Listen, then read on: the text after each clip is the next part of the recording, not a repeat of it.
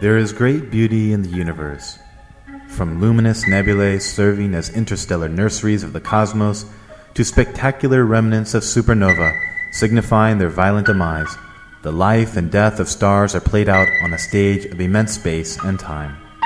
The heavens are ablaze with trillions of galaxies, themselves comprised of so many stars that collectively there are fewer grains of sand on all of Earth's shores. Somewhere in the fathomless depths of space is an inconspicuous corner of the universe, home to an ordinary galaxy made of 400 billion suns. Amidst this swirling incandescent sea is one point of light, providing warmth and energy to a planet harboring the most extraordinary beauty in the cosmos, a place we are privileged enough to call our home. For the entirety of human existence, we have been fascinated with the night sky, tracking constellations, building monuments, and designing our calendars to accurately reflect the celestial clockwork of the heavens. Man saw the world and it was mysterious, but for thousands of years our ongoing investigation of the universe has pulled back the veil, as astrology was replaced by astronomy, numerology gave way to mathematics, and alchemy abandoned for chemistry. Over time, our observations accumulated and became organized into various fields of study that collectively we term as science. In effect, science is the language of the universe, through which we may pose questions and receive answers. Indeed, such questions as to the age of the universe and how life developed and diversified upon the earth are well understood through the application of the language of science. Yet despite these amazing revelations, no one can definitively say why we exist, what happens after death. But there is no shortage of explanations, as our species would have never gotten this far if it was not for our inquisitive nature and desire to make sense of all that we see.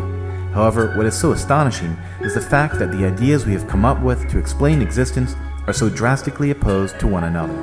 Such contrasting points of view about life and how to live it have resulted in some of the darkest moments in human history, and the contention continues to build, threatening the survival of our species and the fragile world that has provided us with life in order for the universe to know and understand itself.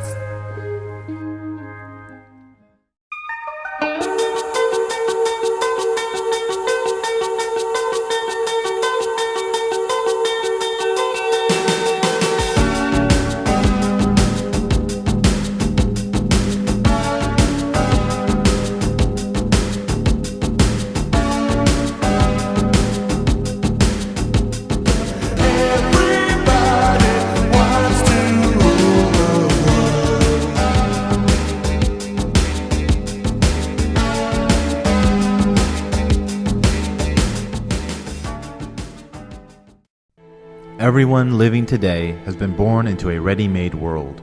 All that we observe is the product of countless generations of human thought and ingenuity, striving to make the earth a more comfortable and safer place to live. The ability to sculpt and change our surroundings is due to the collective knowledge passed down from previous generations.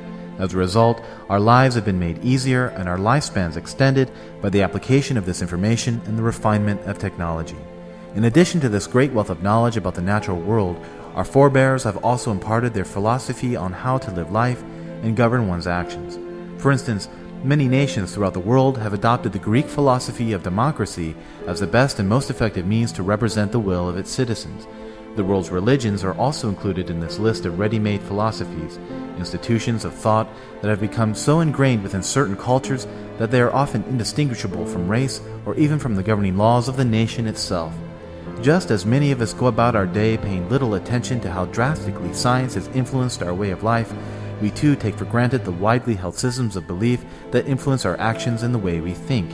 It is all too easy to accept the world as it appears, to become immersed in the problems of our own lives, distracted by the media and false celebrity, and to waste our time and money on things we do not need. Yet despite our apparent life of ease, many of Earth's inhabitants do not enjoy the same luxuries.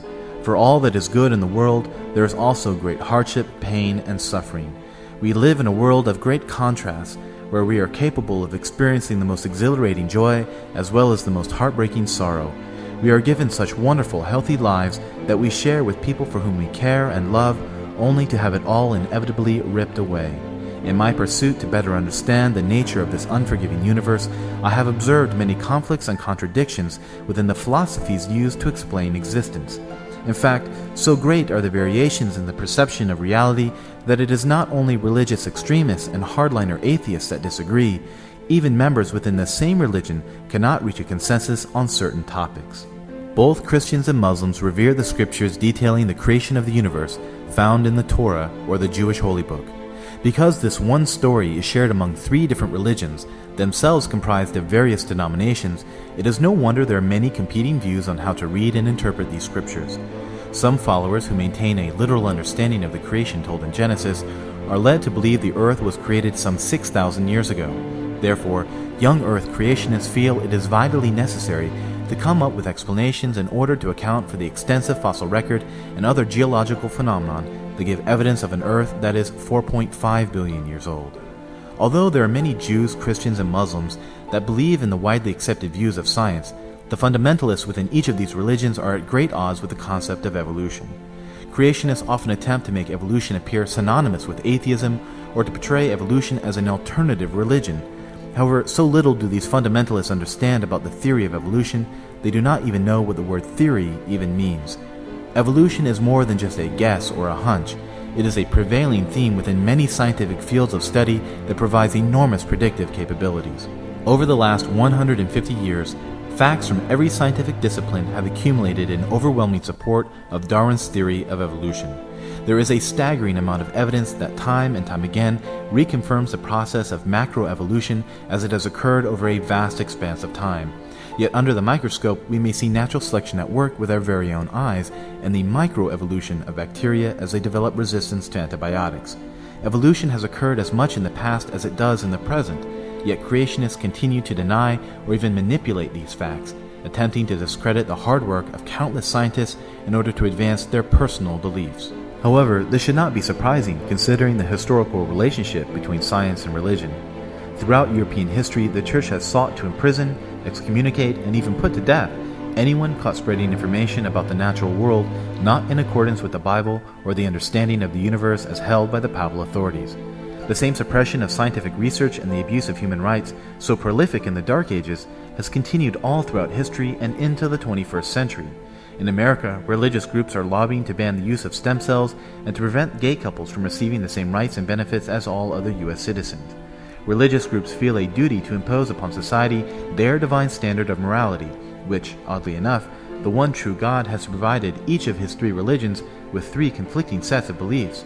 But without these moral codes, theists argue that there would be nothing stopping them from pillaging, raping, and murdering, plunging society into utter chaos. Therefore, atheists are looked upon as social deviants, where a belief in God, no matter what or who it might be, is considered more respectable than a belief in nothing at all. However, evolution is an amazing process which has imparted all creatures, humans and animals alike, with a sense of morality and the desire to follow social guidelines. With such drastically opposing views and so many fundamentalists willing to violently defend their beliefs, it appears the earth will never reach a state of lasting peace. Moreover, the ultimate goal for most religions, specifically Christianity and Islam, is to convert as many followers as possible before the arrival of what they believe is the imminent apocalypse. For over 2,000 years, Christians have been awaiting the return of their Messiah and proclaiming their generation to be the one living during the end times.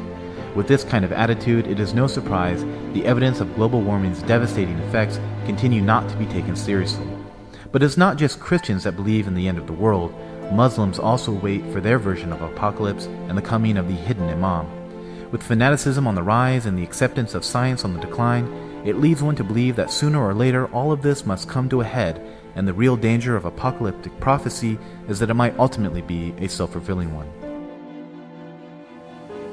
Before you continue to the next episode, I would like to preface by saying the aim of this series is not to convert anyone or to place doubt within faith.